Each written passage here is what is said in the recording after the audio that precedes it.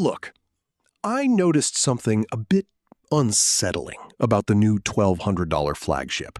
It is technically identical to the phone you bought 4 years ago, but your battery? Well, it's dying on purpose. Look at this device.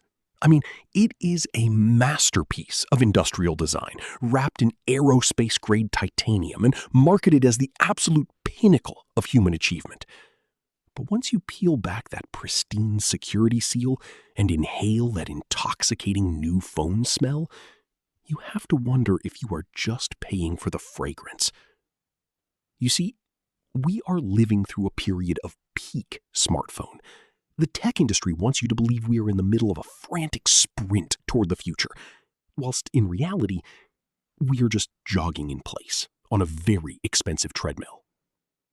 This titanium frame is a brilliant distraction. It feels premium, sure, and it looks daunting in a boardroom, but it does absolutely nothing to change the fact that the actual utility of this device has plateaued. If you look at the spec sheets from 2020 and compare them to today, the leaps in performance have turned into microscopic shuffles. Yet strangely, your old phone feels slower than it ever has. Your battery, once a marathon runner, now struggles to even make it to dinner time. This is not an accident.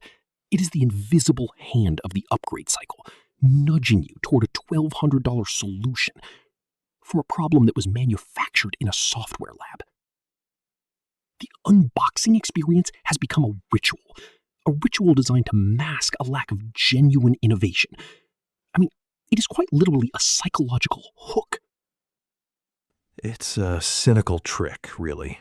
Pretending the hardware is the limitation, whilst ignoring the fact that battery chemistry has reached a physical plateau.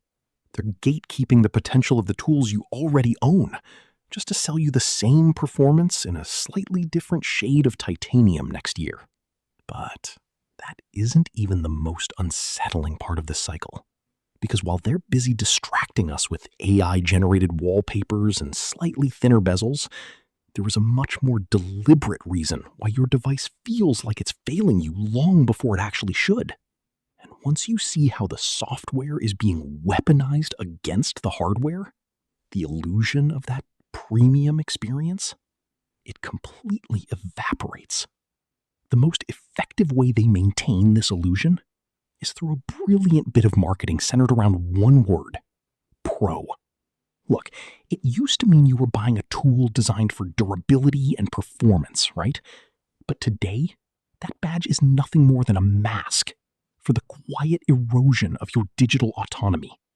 You see, the industry has realized that selling you a tool is a one-time transaction, whilst selling you a tether is a lifelong revenue stream.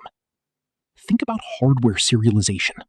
This is quite literally the most effective weapon against the right to repair that we have ever seen. Manufacturers are now digitally marrying every single component, from the battery to the display to the logic board. If I were to take a genuine screen from one phone and swap it with another identical model, the software would intentionally disable features like Face ID or biometric security. It's a deliberate, engineered move to ensure that you never truly own the hardware you paid for. You are merely a tenant in a glass and titanium house where you're not even allowed. Real innovation? It isn't a 5% faster CPU or a camera that sees in the dark slightly better than the last one. Look, that's just incrementalism disguised as revolution.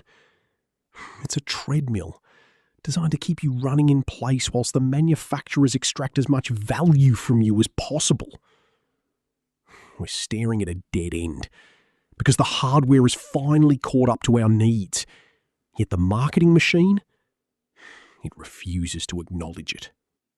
You're being told that you need the latest AI features baked into the silicon.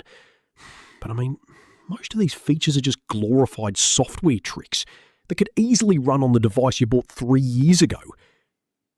By forcing these upgrades, they are quite literally stripping away your autonomy, making you feel like your perfectly functional tool is a relic of the past. It's a psychological game. And honestly, I think it's time we stopped playing.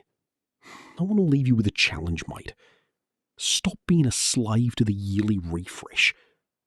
Break the cycle.